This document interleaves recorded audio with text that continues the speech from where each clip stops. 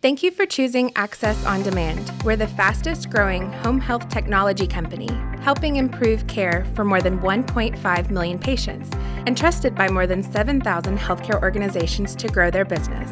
Axxess is a firm believer in continuing training, and we create content so you can learn and grow anywhere, anytime. Let's get started. Thank you for joining the Home Health CAHPS Survey presentation. My name is Susanna Welch. I'm the CAHPS Research Coordinator here at Axxess, and I'll be giving the presentation today. So today you'll receive a basic overview of the Home Health CAHPS Survey, beginning first with a summary of the survey. We'll move along then to how HHCAHPS works from a survey administration perspective. Then we'll review the survey questionnaire, how the survey can impact your home health agency, how to optimize your survey scores and your performance, and what each staff role can contribute to the improvement of your agency scores. So what is HHCAHPS? The Home Health Consumer Assessment of Healthcare Providers and Systems is a survey asking patients about the quality of care that they receive from your home health agency. The survey aims to accomplish three broad goals. Firstly, to allow patients to compare care between home health agencies, to create financial incentives for home health agencies to improve the care that they provide by publicly reporting the survey results, and to enhance public accountability in healthcare by increasing the transparency of the quality of care provided in return for public investment. How does HHCAHPS impact you? So one way that the Home Health CAHPS survey can impact your agency is regarding CMS compliance. The Home Health CAHPS survey is required for all agencies serving 60 or more patients within a year. So remember that this is not a patient census of 60, but includes the total number of patients served within a year. The penalty for non-participation in the survey is a 2% reduction in all of your agency's Medicare payments for that year. So to illustrate the magnitude of the CMS penalization, we provided an example of an agency being reimbursed $1 million for a year, and the 2% penalty would deduct $20,000 from that payment. And then again on this slide, we have less money for your agency is less money for you, just as a reminder that every individual at your agency should be responsible for understanding the impact that the survey can have. Moving next on to how HHCAHPS works. So at the beginning of each new month, Axxess pulls a list of patients that your agency saw within the previous month. We then select a sample of these patients from this list to follow up with the actual survey. The sample patients that are selected are contacted then by either mail, telephone, or a combination of the two to ask about the care that they've received from your agency. We then share the survey results through the AxxessCAHPS portal with your agency to help you gain insights and improve patient care. The survey results are also shared with CMS quarterly as is required by law. HHCAHPS surveys can be administered using one of three survey modes. There's mail-only mode, telephone-only mode, and mixed mode, which we'll go over later, but combines telephone and mail. Axxess uses all three modes to guarantee the most beneficial CAHPS experience possible for your agency. So depending on your agency's unique patient population and particular needs, our team of patient engagement specialists will select a survey mode that we determine will best foster your agency's success on the survey. In mail-only mode, 2 mail attempts are made over a period of 6 weeks, and each mail survey is accompanied by a cover letter that explains to your patients the purpose of the survey and a postage-paid return envelope to ensure that your patients can complete and return the survey at no charge to them. The telephone-only mode includes 5 telephone attempts over a period of 6 weeks. Mixed mode incorporates both telephone and mail survey administration. Patients are first sent a mail survey, followed by up to 5 telephone attempts after 21 days for any non-respondents. Here you can see on the left-hand side an image of the envelope in which the survey, cover letter, and return envelope will be enclosed whenever your patients receive them. And then on the right-hand side, you have an image of the cover letter that will be enclosed with the survey. And again, as a reminder, logging into the AxxessCAHPS portal and selecting the Help tab will allow you to download any of these documents for your use. After survey administration concludes, Axxess submits collected data to CMS on a quarterly basis, as is required in their deadline schedule shown here. The data submission schedule is also updated on the official Home Health CAHPS survey website for you to be able to check that whenever you need. Next, we'll move on to the HHCAHPS survey questionnaire. So all questions on the HHCAHPS survey fit into one of these 5 domains. We have care of patients, communication, specific care issues, rating 9 or 10, and recommended. Here you can see all of the questions that comprise the care of patients category. There's question 9, question 16, question 19, and question 24. So the questions in this category help evaluate the overall care that's been provided to your patients and will then influence however your care of patients scoring is presented on the Home Health CAHPS survey website. The next survey composite is communication, and these are the questions that comprise this particular category. And as you can see, each of these questions asks about how well the providers have done in communicating care to your patients. And here are the remaining questions that factor into the communication category. So the next category is the specific care issues composite, and these are the questions that comprise this category. So as you can see, each of the questions in this category ask about various specific care issues within the care that's been provided to the patient. And these are the remaining questions that fit into specific care issues. The next category is the rating 9 or 10 composite, which is comprised of only one question, and that's question 20 on the survey, which asks patients to rate their care on a scale of 0 to 10, where 0 is the worst home health care possible and 10 is the best. So when this composite is reported to CMS, they're only interested in a yes or no rating. Basically, if your patients rated your care a 9 or a 10, this category will receive a positive, and if they rated a 0 through 8, this category will be reflected as negative when it's reported on the CMS website. Finally is the recommended category, which is also comprised of only one question on the survey, question 25, which asks the patients whether or not they would recommend your agency to their family or friends if they needed home health care. Note also that a full CAHPS survey download and cover letters are all available for download on the AxxessCAHPS portal underneath the Help tab. Next, we'll review how the survey can impact your home health agency. Earlier in this presentation, we reviewed how the survey can impact your agency as far as CMS compliance. However, at Axxess, we aim to ensure that our agencies understand the various ways that the survey can also impact your agency beyond just compliance measures. So understanding how the survey will impact your agency beyond compliance is vital to decrease your agency's costs and increase revenue. The monthly cost of CAHPS generates substantially more in revenues when it's used correctly, which we will review also later on in this presentation. Satisfied patients will insist on returning to your agency and will recommend your agency to other patients as well, thus boosting your number of referrals. Also remember that providers are seeking to partner with home health agencies that have performed well on the Home Health CAHPS survey, and this information they can find at any point online on the Home Health Compare website. Increased referrals will lead as well to increased revenue for your agency. And remember that CMS is moving towards tying reimbursement to quality care. This includes the HHCAHPS survey. So next we'll move on to how you can optimize your performance on the HHCAHPS survey.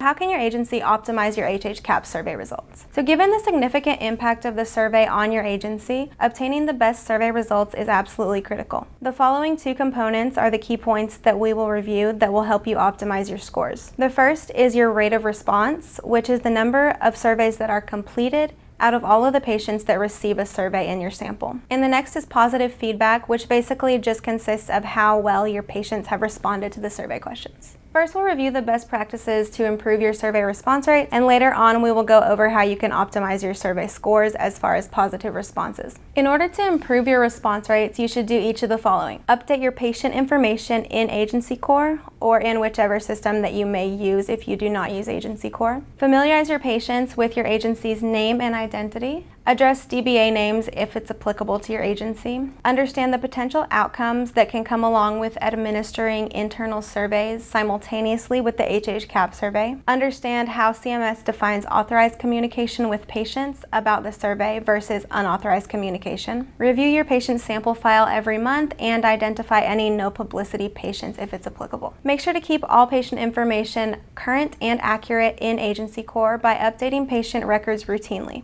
The most important fields to ensure are accurate and current are patient name, primary language, mailing address, and phone number. And note also that we recommend including your patient's email addresses as well. It's also important to ensure that all mailing addresses are formatted correctly to prevent your surveys from bouncing when we attempt to mail them. Here you can see an example of the appropriate formatting for mailing addresses and how they should be entered in Agency Core. And underneath you can see two examples of addresses that are formatted incorrectly. These examples illustrate errors that could cause your mail to bounce when we send surveys to your patients. The next category that we have is familiarizing patients with your agency's name. So be sure to brand your organization and ensure that each of your patients know your agency's name and identity. So here we have a few examples of how you can help familiarize your patients with your agency's name, beginning with incorporating agency branded uniforms whenever your providers go to visit patients, distributing refrigerator magnets, and including identifying information on your agency's welcome packets along with any other documentation that you distribute. This is important because question 1 of the survey asks patients to verify whether or not they have received care from your agency, and if they cannot confirm this, they cannot complete the survey.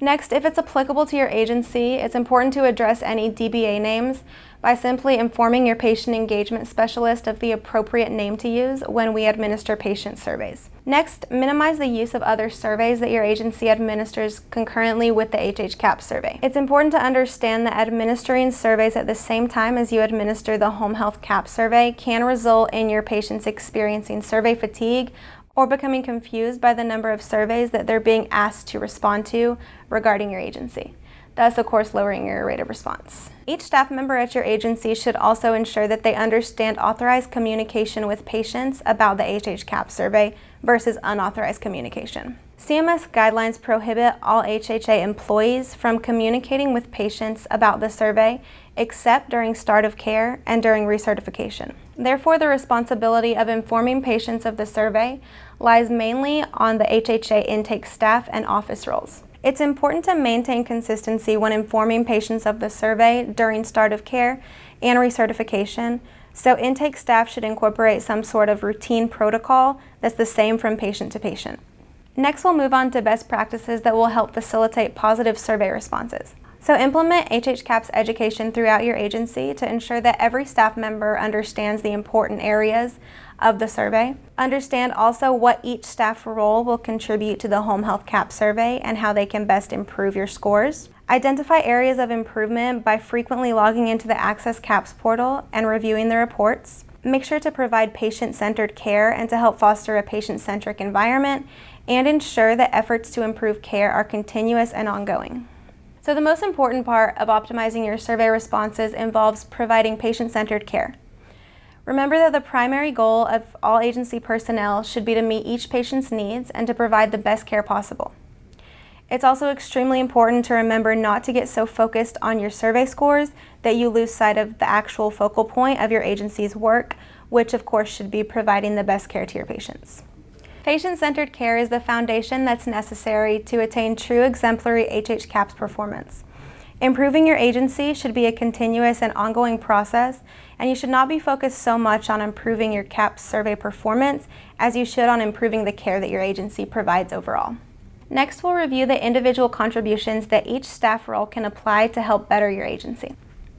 Optimizing HHCAHPS scores and patient care is a collaborative effort. Regardless of each individual's role or title at your agency, each staff member plays an important part in truly optimizing your HHCAHPS survey performance and truly bettering your reputation in the home health industry. So what are your takeaways from this presentation based specifically on your role within the agency? The following section will provide key areas of improvement based specifically on your role at your agency.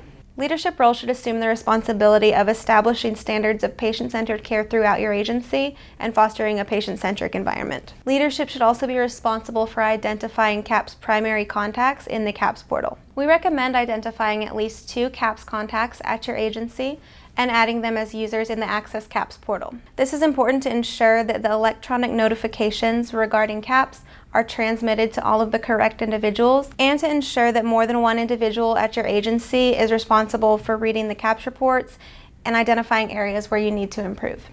We have examples listed here of posting the survey questionnaire in a break room or a lobby, or providing it in any way where it'll be easily accessible to your agency staff. And again, agency leadership roles should identify areas of improvement using the AxxessCAHPS portal reports and communicating this information to all agency staff members as well. Providing the appropriate training and support throughout your agency is also critical to ensure that staff members are equipped to target whichever areas you've identified that need improving. It's also important for agency leadership to communicate with your agency's patient engagement success coach here at Axxess, and remember that we're eager to answer any questions that you have and provide the support that you need to facilitate outstanding performance on the HHCAHPS survey. The following items are important for all staff member roles at your agency. All roles should know how you're being graded as an agency and as individual providers, and should be familiar with the HHCAHPS survey questions. All staff member roles should also know how your agency is performing on the HHCAHPS survey and should be familiar with the areas that have been identified as areas of improvement. All staff member roles should also be familiar with the action plan that your agency has incorporated to help improve the areas that need bettering, and should understand how their particular role at the agency impacts your overall scores as an agency. Lastly, all agency roles should understand why HHCAHPS performance is so critical to your agency's success, and should have an understanding of how substandard performance on the survey will impact your agency, and alternatively, how outstanding performance will impact your agency.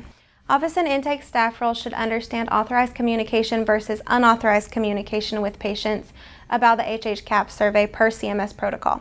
For example, agency staff is permitted to communicate with patients about the survey during start of care and during recertification, but should not engage in further communication as care goes on. These staff roles should integrate routine protocol when welcoming patients to the agency to ensure that all communication is routine, standard, and authorized. Agency staff should be able to identify what measures are active to ensure that this communication is consistent and complies with CMS protocol. Office and intake staff members are, of course, also responsible for ensuring that patient information is current and accurate in agency core.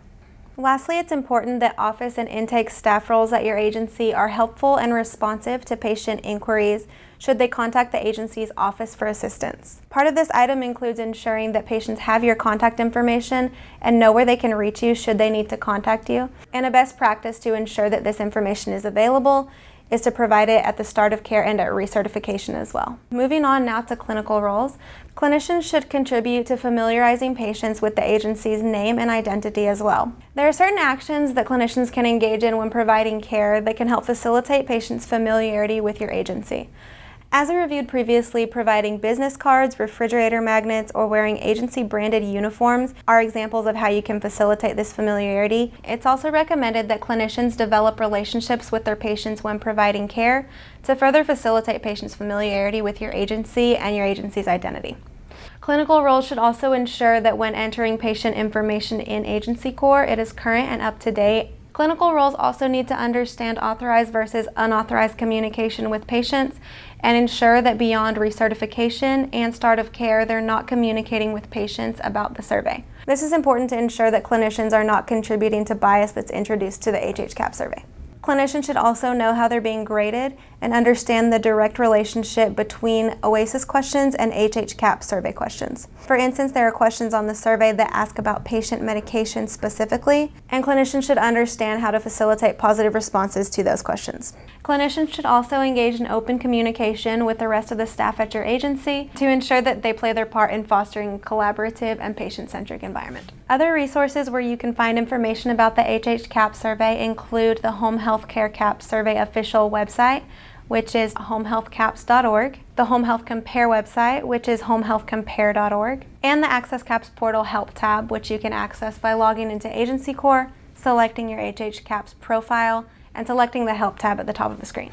This concludes our presentation of the HHCAHPS survey overview.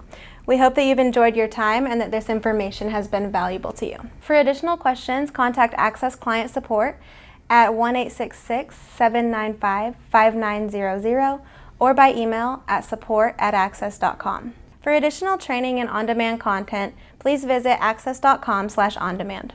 Thank you for joining our on-demand training today and for choosing Axxess, a provider of innovative, cloud-based software, services, and solutions to help home health organizations improve patient care and grow their business. Axxess is the only healthcare technology company approved to award continuing education credits by the American Nurses Credentialing Center and is also the most recommended home health software on Software Advice. You can watch more on-demand training videos through our software or at axxess.com, where you can also find tutorials, blogs, white papers, and answers to frequently asked questions. Thanks again for choosing Axxess.